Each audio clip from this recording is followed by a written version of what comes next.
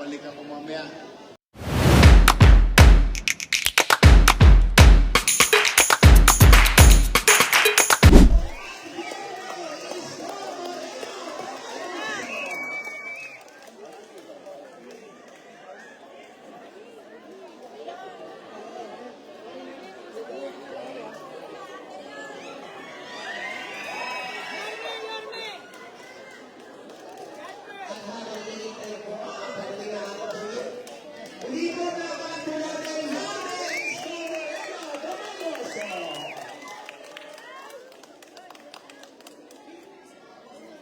At kasama na rin po natin, Councilor Jesus Tagapahaydo.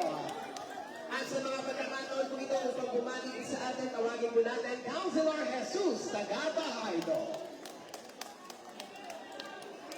Magandang hapon po sa inyong lahat. Kami po ay nakikiramay sa inyong dinanas at maraming pang pagkakataon. Kaslan ng loob at salamat din po sa Bilisinos ni Yorme. Nandito po kami. So ingat po tayo at magdasal po tayo. Maraming salamat. Maraming salamat po, Councilor Jesus Tagapahaydo. At sa mga pagkakataon po ito, tawagin naman po natin, Councilor Joaquin Domagoso. Hello po, good day po sa inyong lahat. Nais ko lang sabihin na lagi kami nandito po para sa inyo. At itong tulong namin, bibigyan na po namin, mabilis lang, para agad-agad kayo matulungan. Opo. And I know you've been waiting here, kaya pasensya na po, tagal po kayo. Galing po kami sa session, I hope you understand it. Kaya po, hindi ka na tatagalin, bibigyan na. Yan na!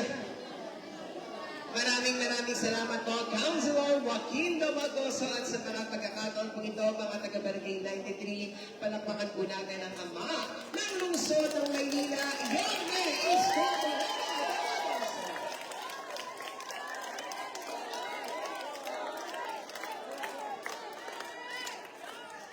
Hindi ko makikita yung magaganda rito.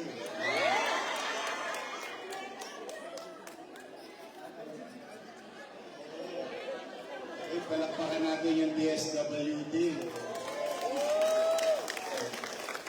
Kaya, ito mga taga-DSW, palakpakan natin sila. Kaya din sila tayo tulong galing kay Pangulong Bongbong Marcos through DSWD Secretary Gatchalian. Ako dito sila. Palakpakan natin ulit. Thank you. Sana mabasa kayo ng ulan. Nang dumami pa sila. Ako, nag-aanap ako ng mga mababasang ulan. Pagka mabuti, gusto ko dumarami. Anyway, magandang hapon. Kanina, yung iba sa inyo, nakita ko kaninang umaga. At sabi ko nga, sige, huwag kayong alala. Papalik ako mamaya. Buti naman, pinagpapasalamat ko itong ating DSWD at saka FSW.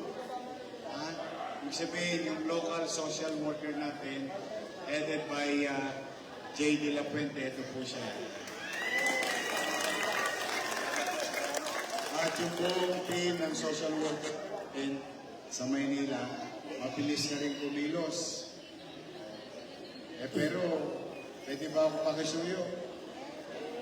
Huwag naman kayo naglalaro ng apoy. Mapanganib yan. Huwag kayo maging mapangahas. Hindi, pero nalulungkot man ako. But, apirya yan eh. Wala naman tayong magagawa. In fact, talagang napakahirap. Napakahirap ng masunugan. Kahit pantit pra, wala.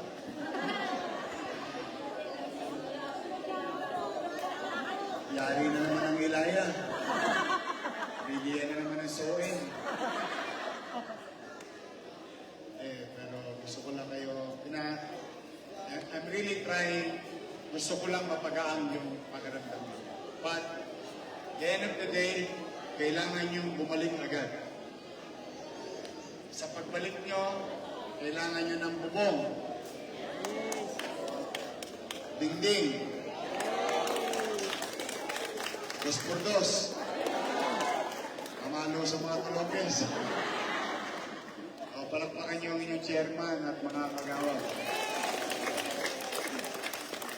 Tulong namin sila kung bakit tayo naging mabilis din sa pag-linis. Andito ang ating mga kusyal. Inaltak ko to. Alam niyo ba, nagsesesyon pa sila ngayon. May session pa sila ngayon. Marami pang dinidiscuss na mahalagang bagay. Lalo na, ngayong itong lingkod ko, ang prioridad na gagawin nila mga batas na ipinagagawa natin ay patungkol sa ating mga ospital at health center. Gusto ko may gamot sa health center at sa ospital. Dahil ayaw ko makukuha ninyo pagmolo doon. Saka aspirin, yakapsul. Kaya yakap ka, tumutin na gagaling ka rin. Pag masakit ang ulo mo, lutog mo naman ang ulo mo doon. No. Basta ito ang ilinis ko ng basura. Tama ba?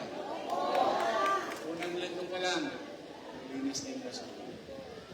Binabalik ko, ibalik tayong mahirap, ibalik tayong squatter, ayaw ko maging dugbog tayo sa pamumuhay. Kahit na ganito ang pamamahay natin, ganito ang komunidad natin, basta ang importante, maaliwalas. At sumunod, kapanatagan. Nakita nyo, limasing ko ngayon ako manghuli ng Balonges. O paggabi, yung may nang hold up na naman ng isang gabi. Sabi ko na, magbago kayo. Ayaw lang maniwala. Ang hold up, ang estudyante, nahuli kagabi. Pero ako, napanood yun sa Facebook ko. Alas 8 na ng gabi. Nakakalawit ko yung Balonges, 2. Pati yung nangaagaw ng kuryente. So, sana kuryente na rin. Binibigyan ko kayo ng ilaw, yung mga Balonges dati yung kuryente natin nakalaylay. Nung inilalim ko, inukay. Tinanso ako. Pero nahuli na rin. Ang hindi kasi nila naiintindihan.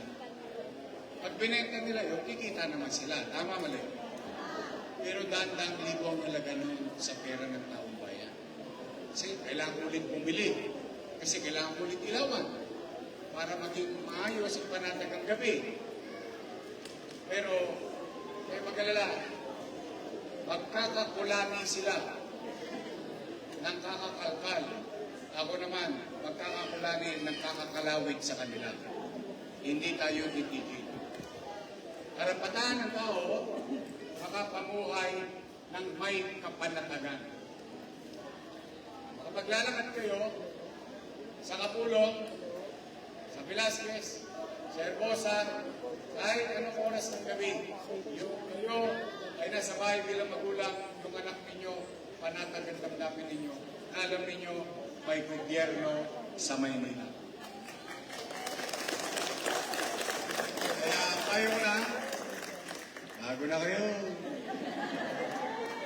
Tigilan niyo ang kaibigan. Ito, galing ko. Ito lang.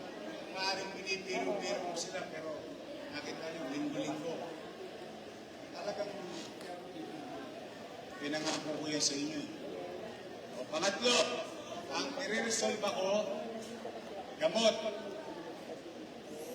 Ang pangarap ko, simula July 1 hanggang December 31. Simula unang araw akong pumasok hanggang at 31 ng Disyembre ng taon ito, dapat may gamot sa ospital.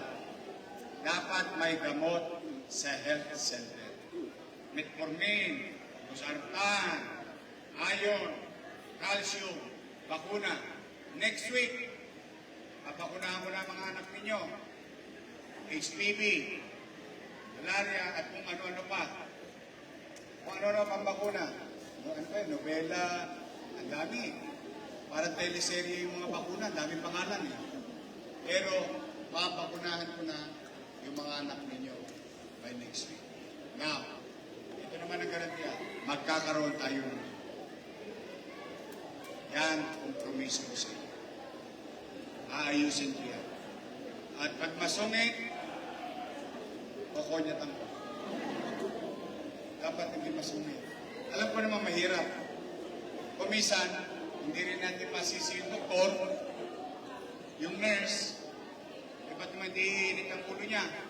16 hours na siya naka-duty. Ang daming pasyente. Lihiring-hilya, wala siyang maibigay sa pasyente. Siyempre, napopostrate din sila. Kaya lang, hindi pa rin dahilan. Pero, ano naman, ang bubutihan. Sino yung pera ng taong bayan, maibalik sa taong bayan through services. Okay? Thank you for watching.